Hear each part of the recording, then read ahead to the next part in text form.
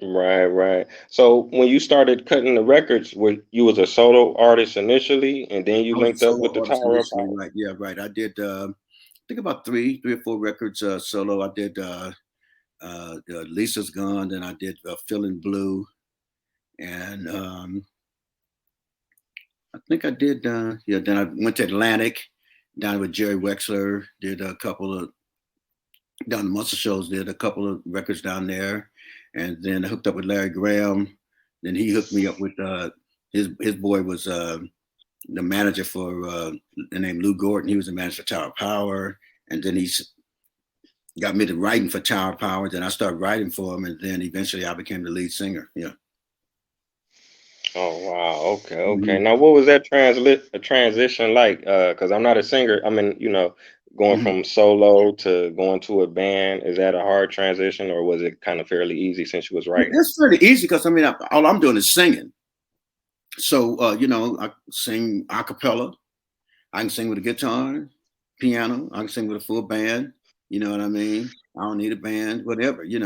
So all I was doing was singing. Now the type of music sometimes changes. I mean, you could be singing R&B and you go to a band that do jazz or they do standards or whatever like that. They doing Frank Sinatra or Nat King Cole. So the type of music, Right.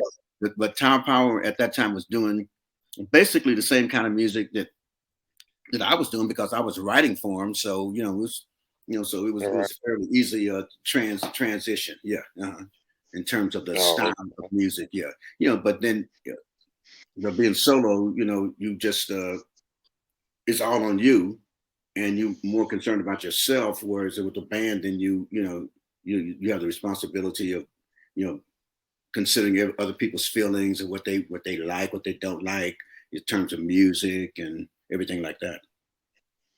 okay, okay. I was reading online. You got a chance to go to Motown?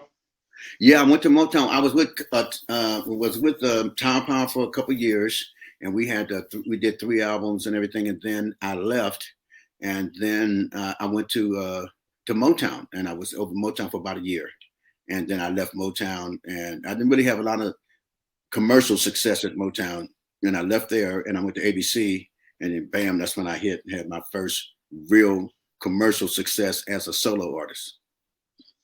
Oh, okay, okay. Now, when you switched to different labels back then, did you actually have to move to like Detroit, or did they have an office somewhere, or you were still staying Yeah, in the Bay at that time? most everybody had offices in LA, and it was, we're getting more closer to I mean, they didn't really have the internet then, but you getting closer to the place that, that the world was shrinking, and wherever you are, you can do whatever you want to do, I mean, like, so basically, they had offices, satellite offices in LA or whatever, so it just made it real easy. So I never did have to, do any geographical, change, to another geographical area or anything like that. Of course, I did go to LA, leave Oakland, go to LA, and stay down there for a while because you're right in the center of things, and but sometimes I think when people do that, they sometimes lose that local flavor that they have that makes them distinctive. I mean, sometimes people may have to go to New York or go to LA and and get discovered, but, but what you bring, you know is who you are. And so sometimes they can polish that and they can enhance that, and then sometimes people go those places and you know they can kind of destroy. They say, oh, well, we're gonna make you do this, we're gonna put you like this and that, and then that's not really you. And if you don't fit, if it doesn't fit, and you don't make it happen easily, then it can, something like basketball or something like that. Some guy's a great shooter, then you go to in high school, you go to college, and the coach said, "No, I want you to do this and concentrate on defense and work on passing," and then he loses shot, and things like that. So I think that a lot of times you have to try to fight to maintain who you are when when you get involved with these big labels, and if you have to move and go somewhere else and kind of take the direction of the A&R department, so stuff like that that they have at these big record companies.